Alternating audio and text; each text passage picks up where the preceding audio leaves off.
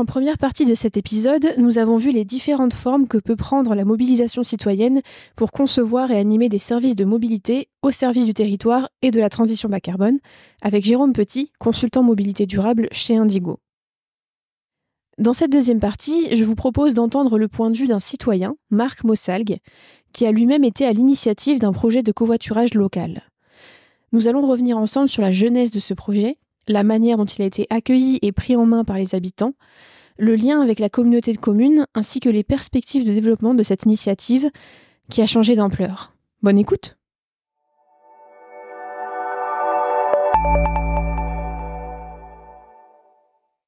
Alors bonjour Marc. Bonjour. Est-ce que, avant qu'on démarre, est-ce que vous pourriez commencer par vous présenter? Oui, alors moi je m'appelle Marc Mossalgue, je suis habitant de Autran-Méaudre-en-Vercors, spécifiquement j'habite le village de Méaudre, qui est un petit village dans le Vercors.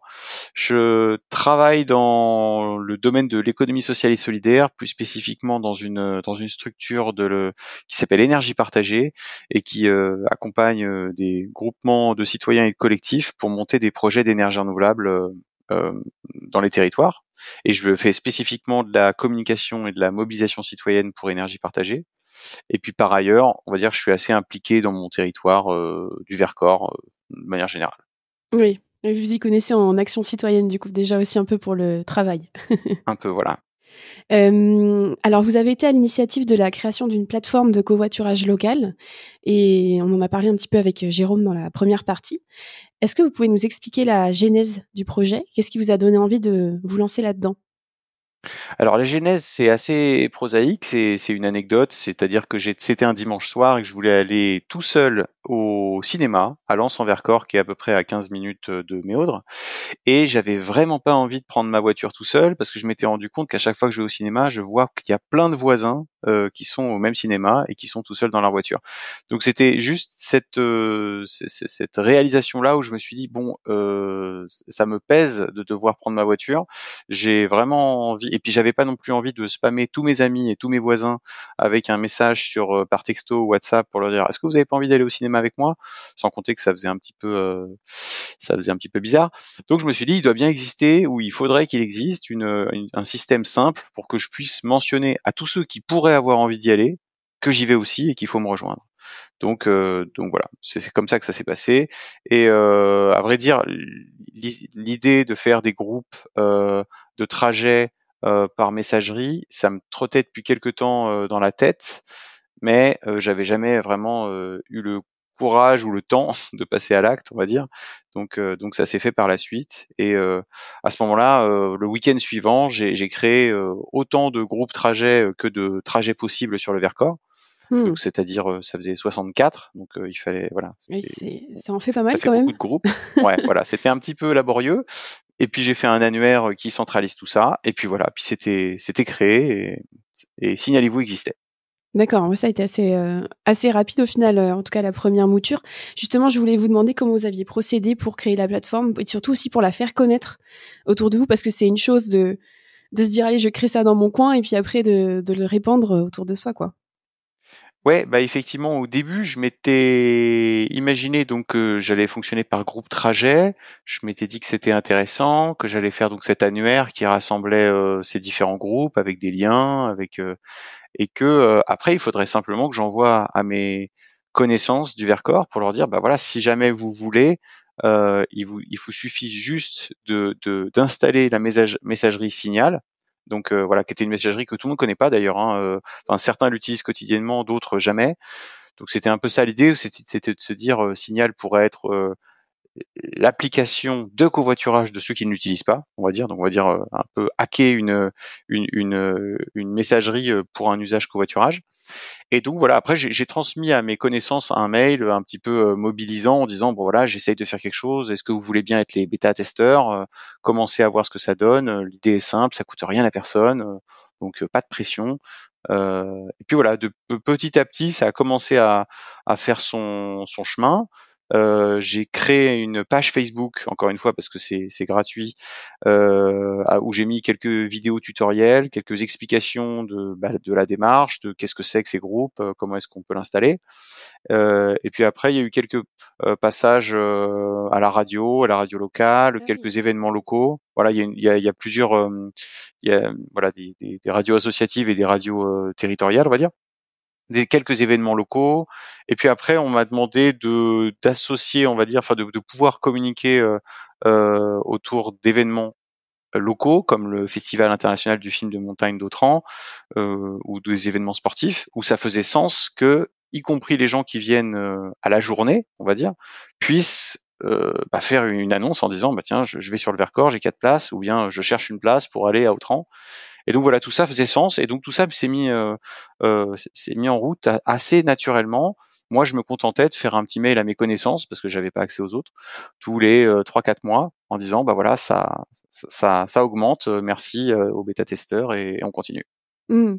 Ah justement, j'ai une petite question bonus, que j'avais pas forcément prévue, mais combien de temps ça vous a pris? Enfin, ça vous a parce que ça a dû mobiliser du temps sur, votre temps libre de faire, tout ça? Ouais, alors quel temps ça a pris?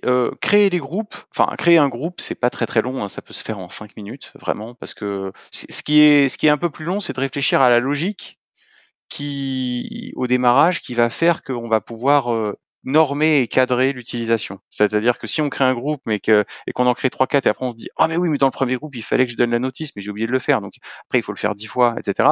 Donc en fait c'est vraiment au départ de se dire bon, qu'est-ce qui ferait que ça marche, qu'est-ce qui ferait que ça marche, quelle est la notice, où est-ce que je mets les liens, comment est-ce que je m'assure que la personne qui va arriver là-dessus soit pas perdue, qu'elle puisse avoir accès à l'annuaire, qu'elle puisse avoir accès à une petite information sur comment formuler ces messages. Voilà. Et donc c'est cette réflexion-là qui a été un peu à tâtons, parce que je me suis lancé dans les groupes. Après j'ai oublié de mettre quelque chose, donc j'ai tout repassé, etc. Donc ce que j'ai dit que je voulais pas faire, je l'ai fait évidemment, et plusieurs fois. Et donc ça a pris, on va dire, je dirais 2-3 week-ends. Et puis, mais après voilà, c'était fait. Et puis ça me faisait plaisir parce que c'était très très concret. Et puis parce que ça ne coûtait rien à personne, et que le seul risque, c'était que ça marche. Oui, OK. Et alors comment elle a été accueillie cette initiative par les habitants? Bah, les personnes à qui j'en ai parlé au début, ils étaient plutôt, je pense, contents, plutôt intéressés de voir qu'il existait ce genre de solution. C'était une solution qui n'était pas couverte par d'autres solutions de covoiturage ou de réseau pouce ou enfin voilà, d'autres solutions qui pouvaient exister. Donc c'était vraiment, on va dire, ça intervenait sur un chaînon manquant. Donc c'était plutôt bien pris. L'avantage, encore une fois, c'est qu'il y avait de pression chez personne. Moi, je mettais pas spécialement la pression parce que j'avais pas besoin que ça marche énormément. Les gens s'en mettaient pas parce qu'ils savaient que ma vie n'en dépendait pas ni la leur. Et en gros, tout ça fait que c'est des bonnes conditions pour que ça marche.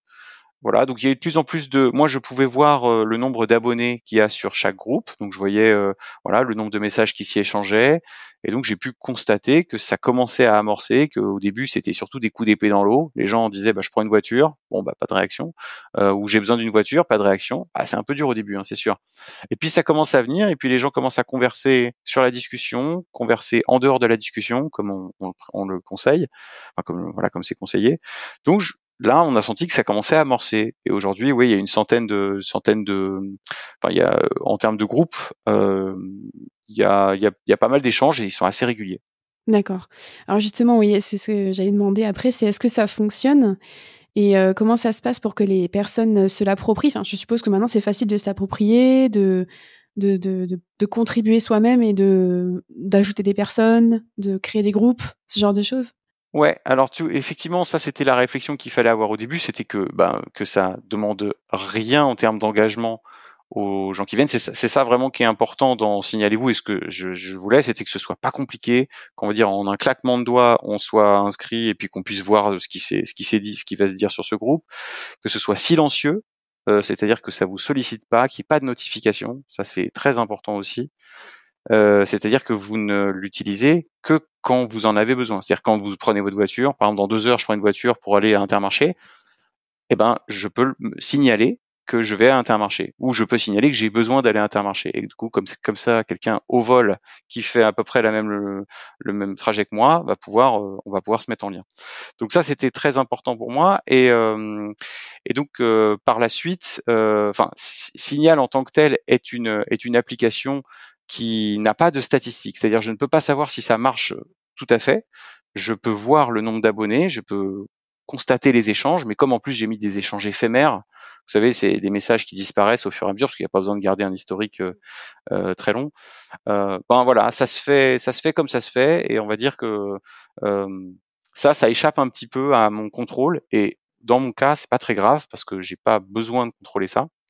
Ce qui est important, c'est surtout de s'assurer que la communication continue d'y être faite, que l'animation fonctionne, que les groupes continuent à être actifs.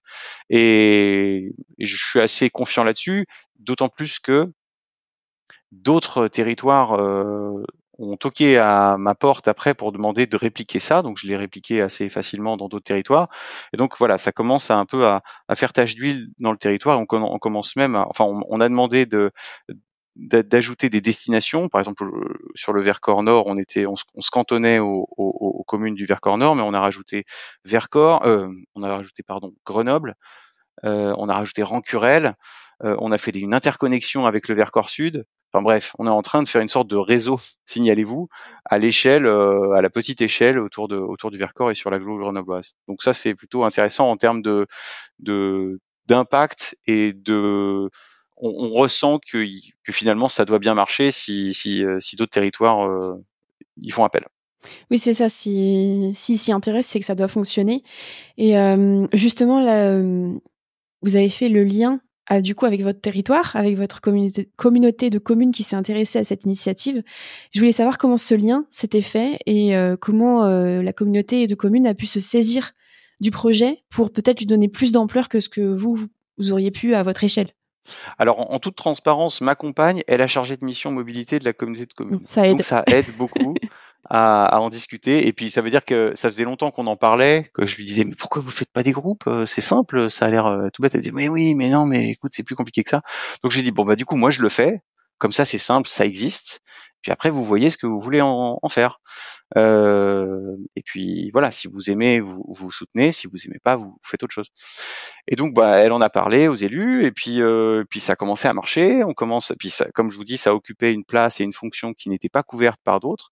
Donc au final, l'initiative a été encouragée, et ça a fait qu'on a pu aussi faire un peu de communication print, c'est-à-dire avec des affichettes, des flyers, quelques kakémonos, et notamment des affichettes, ça c'était intéressant, qui permettaient dans un lieu donné, de montrer les différents trajets qui peuvent être faits à partir de ce lieu sous forme de QR code. C'est-à-dire, par exemple, je suis à Lens-en-Vercors, j'ai une petite affichette, je viens de louper le bus, j'ai une petite affichette sur laquelle il y a 7 QR codes qui correspondent aux 7 trajets que je peux faire sur le trajet. Par exemple, je vais à Méautre ou je vais à Autran. Je scanne ce QR code et je suis emmené directement sur le groupe qui correspond à ce trajet. Ah et donc oui. là, je peux très bien dire, j'ai loupé mon bus. Bon, ça, les gens s'en fichent que vous ayez loupé votre bus, mais est-ce que quelqu'un fait le trajet et pourrait me prendre? Voilà, c'est une sorte de stop un peu organisé et un peu anticipé. Ouais, c'est intéressant. Et ce que vous dites, ça me fait penser aussi que ce qui est intéressant, c'est que quand on lance une initiative en tant que citoyen comme ça, comme vous l'avez dit tout à l'heure, il n'y a pas de pression. Enfin, nous, on n'a pas de pression. Enfin, vous avez pu vous lancer de manière tout à fait libre, vous dire voilà, moi j'ai envie de lancer ça, j'y vais, et c'est hyper cool quoi par rapport à. Ouais, et puis c'est valorisant pour tout le monde, je trouve, parce que pour moi, ça me fait plaisir. Comme je vous disais, j'ai pas de pression que ça marche ou que ça marche pas. Si ça marche pas, j'aurais perdu 2 week-ends. Si ça marche, je suis très content de donner ça à mon territoire et que les gens en profitent et que ça puisse même, ne serait-ce qu'éviter un trajet. Bon, j'aurais gagné mes 2 week-ends. Donc, et je pense que c'est déjà bien plus que ça aujourd'hui. Donc je suis content, et de se rassembler autour d'initiatives très simples et très souples, mises en place comme ça par un habitant. Je trouve qu'effectivement, c'est très chouette, et ça enlève un peu la pression à la collectivité de se dire je dois tout faire tout le temps. Bah non, en fait, il n'y a pas besoin. Il y a des initiatives super qui existent. Parfois, il suffit de tendre l'oreille et de soutenir. Oui, c'est ça. Par contre, être à l'écoute et soutenir, ça, c'est important. Alors aujourd'hui, elle ressemble à quoi l'application? Est-ce qu'il y a des projets de développement? Alors l'application, elle ressemble à. Alors l'application, ça n'est pas une application, c'est ça qui est toujours un peu compliqué. Non, mais c'est pas évident à expliquer. C'est simplement un site, on va dire, qui s'appelle tinyurl.com/signalez-vous. Et sur cette URL, qui est donc une petite URL, on accède à un Google Doc. Alors voilà, c'est assez archaïque, on va dire, mais c'est un Google Doc sous forme d'onglets, et les onglets correspondent à des trajets. Et donc ça se présente comme ça. C'est assez accessible sur mobile. Et lorsque vous cliquez sur un trajet donné, par exemple vous faites Lens-Corançon, vous cliquez dessus et là vous êtes envoyé directement sur votre téléphone sur le groupe Signal qui correspond. Et là vous pouvez commencer à converser et à poster vos annonces. C'est à ça que ça ressemble aujourd'hui. On en est sur la version 1 de l'outil parce que aussi je n'avais pas de budget et je n'ai pas de budget à dédier à ça. Donc je suis allé vraiment au plus simple, au plus gratuit, et aller sur Google, c'est pas forcément ce que j'aurais fait, on va dire, si j'avais eu le choix. Mais bon voilà, c'est pratique, tout le monde connaît, tout le monde, c'est accessible. Donc les projets de développement, ce serait peut-être que ce soit un petit peu moins archaïque et sortir de Google, on va dire, d'être sur un site, pourquoi pas Signalez-vous, qui puisse après par territoire offrir un accès plus simple au groupe trajet et puis aussi plus facilité sur mobile. Mais voilà, on va dire qu'aujourd'hui, comme j'ai pas passé du tout de temps à l'administration, c'est-à-dire j'ai mis en place les groupes et après j'ai vraiment lâché. Hein. C'est pas nécessaire en réalité parce que les groupes ils sont répertoriés, ils tournent tout seuls. Et sur l'animation communication, j'ai pas passé beaucoup de temps non plus parce que la Comcom m'a aidé aussi. Mais je pense que c'est vraiment l'enjeu pour que ça fonctionne. Pour que ça fonctionne, il faut vraiment qu'il y ait quelqu'un ou plusieurs personnes ou un collectif bénévole qui puisse rappeler régulièrement que ça existe et que le réflexe gagne du terrain. Voilà. Que c'est pour ça que j'ai appelé ça Signalez-vous. C'était que finalement l'enjeu c'était pas tellement le covoiturage, c'était surtout de penser à communiquer en fait. C'est surtout ça. Donc voilà, c'est pour ça qu'à mon avis, sur le développement, il y a une marge de manœuvre sur l'animation de territoire. Oui, ça rejoint ce que nous a dit Jérôme dans la première partie. On a vraiment insisté sur le fait que pour que ça fonctionne, il faut avoir un soutien et surtout une animation de la communauté par la communauté de communes. Bon, vous avez déjà un petit peu répondu j'ai une petite question bonus, mais je voulais savoir si vous étiez toujours impliqué dans le projet, si vous avez passé la main, et aussi ce que vous retirez de cette expérience. Alors, je suis toujours impliqué, même si ça me demande pas grand-chose. Donc, impliqué, c'est un bien grand mot. J'ai pas énormément de temps à y dédier sur l'animation, etc., comme on vient de se le dire. Mais par contre, j'ai très envie que ça fonctionne. J'ai très envie aussi, enfin, lorsque j'ai pu adapter Signalez-vous pour les territoires de Saint-Martin-d'Uriac, de Montaut, du Vercors Sud, etc., ou en Chartreuse, j'ai trouvé ça très agréable et très satisfaisant pour moi. Donc, et puis j'ai eu des contacts avec aussi d'autres groupements, d'autres collectivités qui étaient intéressés par le côté souple et simple.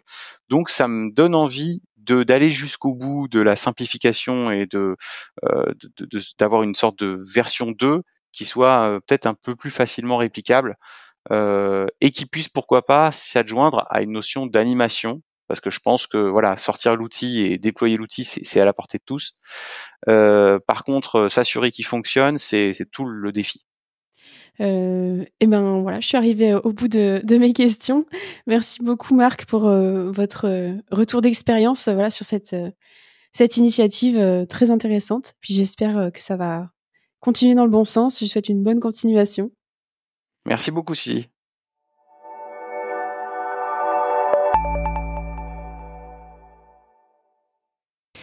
Un grand merci à Jérôme Petit et Marc Mossalgue de nous avoir éclairés sur la dimension citoyenne des projets de transition de nos mobilités. J'espère que cet épisode vous aura donné matière à réflexion et qui sait peut-être donner envie soit de vous impliquer vous-même dans l'action de votre territoire, soit de favoriser cette dynamique auprès des citoyens de votre commune si vous travaillez en collectivité. Vous trouverez en description de ce podcast le lien vers la plateforme de covoiturage Signalez-vous. À bientôt!